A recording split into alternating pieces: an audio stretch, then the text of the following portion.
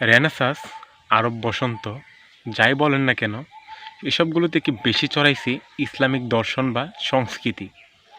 মুহাম্মদ সাল্লামের মৃত্যুর পর সুদূর ভূমধ্যসাগর থেকে চীন বা স্পেন এইসব অঞ্চলের ভিতর এত তাড়াতাড়ি কীভাবে ইসলামিক দর্শন পৌঁছাইছে সেটাই ভাবার বিষয়। সে সময় ইসলামিক দর্শন বা মতবাদ ঢুকে যাবার কতগুলো কারণ আছে।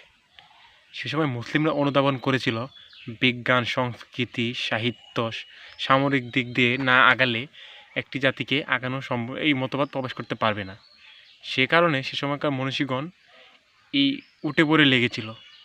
তারা সে সময়ে গ্রিক দর্শন, সাহিত্য, সংস্কৃতি সবগুলো আরবিতে অনুবাদ করেছিল। তারা সক্রেটিস, অ্যারিস্টটল, হেরোডোটাস সহ ইতিহাসকে আরবিতে কনভার্ট করেছিল। এর ফলে ইসলামিক সংস্কৃতির ব্যাপক প্রসার বৃদ্ধি পায়। অবশ্যই এর মধ্য দিয়ে বাইতুল হিকমা বেশ অবদান রেখেছিল। জাবির ইবনে হাইয়ান থেকে ওমর কয়্যাম পর্যন্ত এই সবাই সেটা করার চেষ্টা করেছিল।